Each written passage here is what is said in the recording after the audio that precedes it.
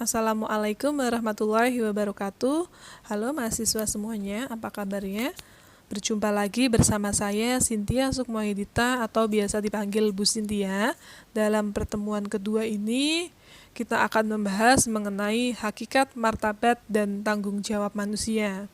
Nah, sebelum kita mulai dalam pertemuan kedua ini, marilah kita bersama-sama membaca basmalah agar pertemuan kita berjalan dengan lancar dan apa yang disampaikan oleh saya dapat bermanfaat.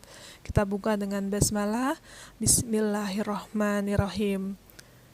Ya, baik, kita langsung masuki saja dalam pertemuan kali ini. Hakikat, martabat, dan tanggung jawab manusia, ada 3 pokok bahasan yang harus kita bahas.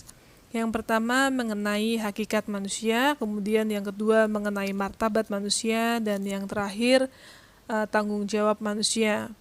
Oke, kita langsung memasuki yang pertama, hakikat manusia. Hakikat manusia itu apa? Ada 4 hakikat manusia. Yang pertama, hakikatnya manusia itu adalah makhluk yang memiliki tenaga yang tepat dalam menggerakkan hidupnya untuk memenuhi segala kebutuhannya. Jadi sudah ditentukan oleh Allah, sudah diberikan oleh Allah tenaga untuk manusia untuk memenuhi kebutuhan hidupnya apa saja. Kemudian hakikat yang kedua, manusia ini adalah individu yang memiliki sifat rasional dan bertanggung jawab atas segala tingkah laku intelektual dan sosialnya.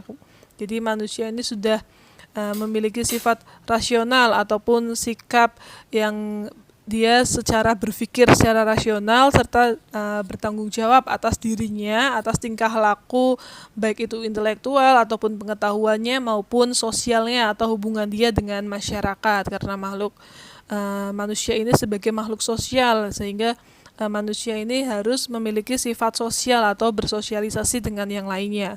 Kemudian hakikat yang ketiga yaitu manusia ini adalah makhluk yang dalam prosesnya bisa berkembang dan terus-menerus berkembang, tidak pernah selesai selama hidupnya. Nah, manusia ini ditakdirkan untuk selalu berkembang ya, baik itu keilmuannya maupun hal-hal yang lainnya harus selalu berkembang, tidak stuck di situ saja, harus memanfaatkan pemikirannya.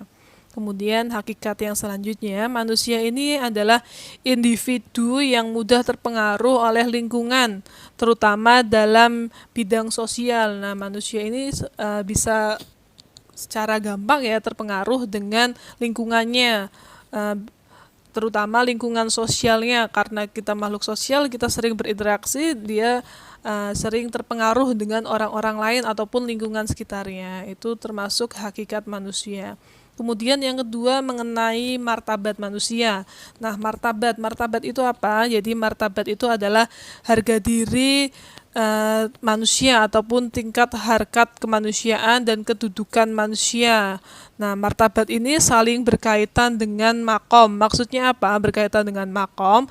Maksudnya adalah secara dasarnya makom ini merupakan tingkatan martabat seseorang hambanya kepada Kholik ataupun kepada Sang Pencipta, kepada Allah. Nah, yang juga merupakan suatu keadaan yang mana tingkatan seseorang itu disebut dengan sufi di hadapan Tuhannya pada saat perjalanan spiritual ataupun kegiatan-kegiatan keislaman dalam beribadah kepada Allah Subhanahu wa taala.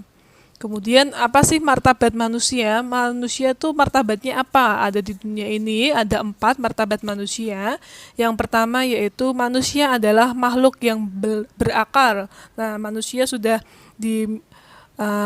diturunkan ataupun diberikan akal oleh Allah sehingga manusia ini berhak menggunakan akalnya untuk berkembang memenuhi kebutuhan hidupnya. Jadi manusia adalah makhluk yang berakal. Ini ada di dalam Quran surat An-Nahl ayat ke-78.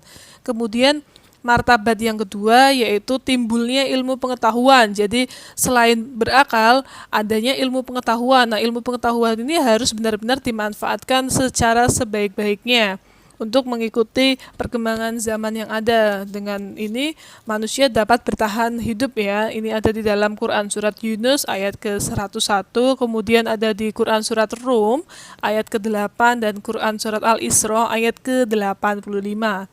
Kemudian martabat manusia yang ketiga yaitu hak dan kewajiban manusia. Itu ada hak Tuhan, hak diri sendiri, hak orang lain, dan hak atas hartanya. Jadi hak dan kewajiban manusia itu ada hak Tuhan. Hak Tuhan ini di mana ia selalu memenuhi hal-hal yang berkaitan dengan Tuhan ataupun mengikuti segala perintah-perintahnya dan menjauhi segala larang-larangannya.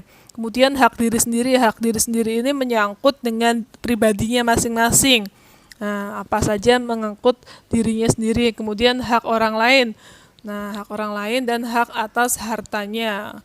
Kemudian martabat manusia yang selanjutnya yaitu manusia di dunia ini ataupun di bumi ini adalah sebagai khalifah. Nah, manusia sebagai khalifah di muka bumi ini. Kemudian tanggung jawab manusia, tanggung jawab. Nah, tanggung jawab itu apa? Jadi manusia di dalam Al-Qur'an itu disebut dengan basyar atau anas atau manusia ya atau al-insan. Insan itu seorang makhluk ataupun manusia. Kemudian status dan peranan manusia bisa ditinjau dari aspek psikologis dan aspek sosiologisnya. Kalau secara sosiologis manusia adalah makhluk yang berkelompok. Nah, karena narulinya manusia itu adalah makhluk sosial ataupun makhluk sosial yang memiliki peranan dan status sosial sehingga disebut dengan sosiologis. Kemudian secara psikologis sendiri, psikologis itu apa? Jadi manusia secara psikologis itu manusia sebagai makhluk yang berpikir atau mempunyai pikiran. Kemudian manusia ini memiliki kepribadian. Berpikir, kemudian dia ada kepribadian dia seperti apa, kemudian keinginan manusia ini dan kecenderungan dalam mencapai segala tujuan hidupnya. Jadi psikologis itu menyangkut dengan hidupnya atau dirinya sendiri, baik dari kepribadian, dari proses berpikir, keinginan dan kecenderungan dirinya. Kemudian dari sudut pandang Al-Quran sendiri ini ada tanggung jawab manusia dalam Quran surat Al-Baqarah ayat ke-30 yang mana disebutkan di sana manusia ini sebagai khalifah ataupun penerus ajaran agama Islam, maka ia berperan sebagai pelaku dan pelopor dalam membudayakan ajaran agama Islam. Nah, kita harus berperan nih sebagai pelaku dalam membudayakan ajaran agama Islam. Kemudian ini termasuk hakikat dan tanggung jawab manusia ya, hakikat, martabat dan tanggung jawab manusia.